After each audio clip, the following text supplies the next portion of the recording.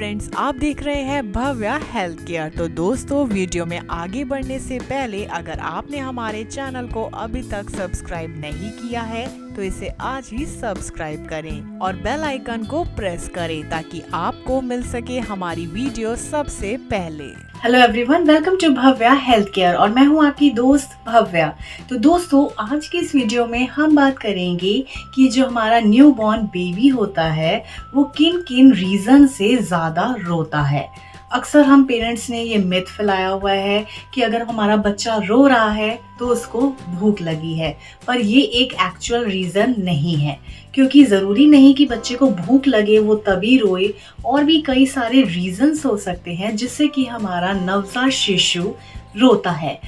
तो हमें ज़रूरत है कि हम उसके उन इशारों को समझें, वो हमसे क्या कहना चाह रहा है, क्योंकि छोटा बच्चा बोल तो सकता नहीं है, वो सिर्फ अपने रिएक्शंस या अपने हाथ पैर चलाकर ही हमें बता सकता है कि उसको क्या प्रॉब्लम हो रही है। तो ये हम पेरेंट्स की और स्पेशली मदर की ड्यूटी होती है कि हम उसके उन एक्शंस को कैच करें।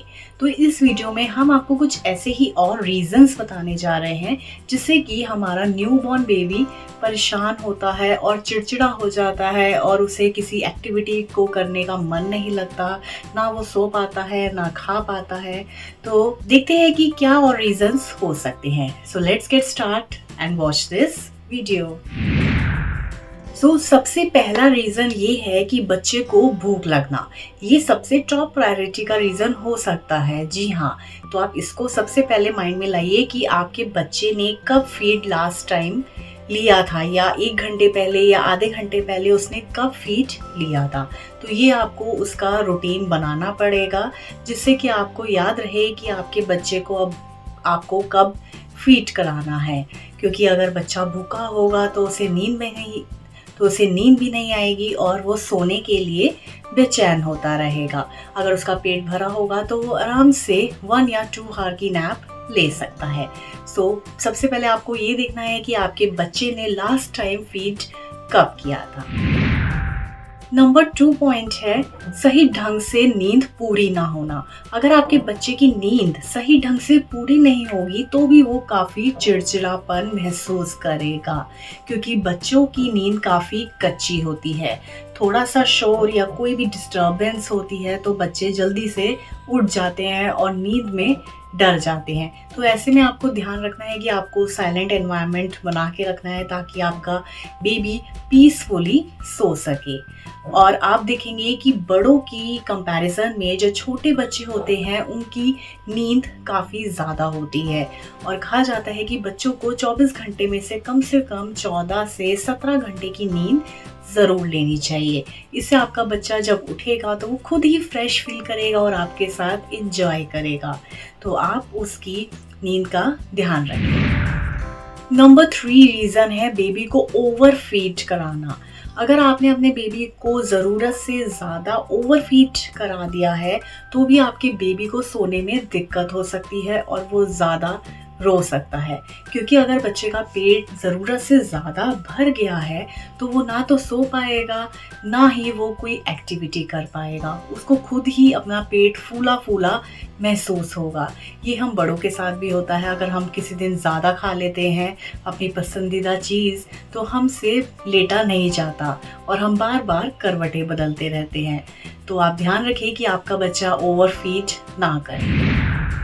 नंबर 4 है बेबी को तंग कपड़े पहनाना। अगर आप बेबी को डिस्कम्फर्ट क्लोथ्स पहनाते हैं तो भी आपका बच्चा काफ़ी हद तक रोएगा, क्योंकि जो स्किन होती है बेबी की वो काफ़ी सेंसिटिव और सॉफ्ट होती है। तो हमेशा हमें गर्मियों के वेदर में, समर में, हमें बच्चों के लिए कॉटन फैब्रिक जो उनको चुभे ना और बहुत ही कंफर्टेबल हो, इजी टू वेयर हो, ऐसे कपड़े बच्चों को पहनाने चाहिए। और मोस्टली पेरेंट्स विंटर्स में क्या गलती करते हैं, ठंड से बचाने के लिए अपने बच्चों को काफ़ी सारे कपड़े पहना देते हैं। पर आपको ध्यान रखना चाहिए, अगर हम 2 वार्मर और एक ऊपर कोई भी टी शर्ट पहन रहे हैं तो हमें अपने बच्चों को उससे बस एक एक्स्ट्रा पहनाना है। उससे ज़्यादा कपड़े पहनाने की ज़रूरत नहीं है, क्योंकि बच्चों की जो बॉडी होती है वो और खुलती नहीं है, वो कुछ एक्टिविटी नहीं कर पाते, जिसके कारण उनका शरीर बंधा बंधा रहता है। तो आप देख लीजिए कि आपके रूम के अकॉर्डिंग जो टेम्परेचर है कि बच्चे को कितनी कपड़ों की नीड है। तो जितना आप उनको फ्री रखेंगे तो वो उतने ही अपनी आप को एंजॉय करेंगे। Number 5 last point is this, बच्चे को ज़्यादा देर तक डायपर पहनाए रखना। आजकल मॉमीज़ काफ़ी स्मार्ट हो गई हैं और टाइम शॉर्टेज की वजह से और जो हमारा लाइफस्टाइल चेंज हो गया है, वो बच्चों को हर टाइम नैपी डायपर में ही रखती है। बट हम डायपर में रखना, I am not saying that it is bad, आपको डायपर में बच्चे को रखना चाहिए, बट आपको टाइमली 1-2 घंटे के गैप में अपने बच्चे के नैपी डायपर को चेक करना चाहिए कि कहीं वो ज़्यादा ओवरलोड तो नहीं हो गया है, कहीं उससे लीकेज तो नहीं हो रही जिससे बच्चे को डिस्कम्फर्ट हो रहा है।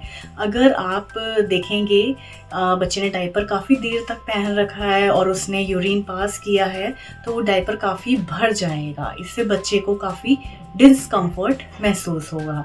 तो आपको इन बातों का, ये छोटी छोटी बातें होती हैं जो बच्चों को चिड़चिड़ापन और रोने के लिए फॉरवर्ड करती है, तो आपको इन बातों को ध्यान में रखना है।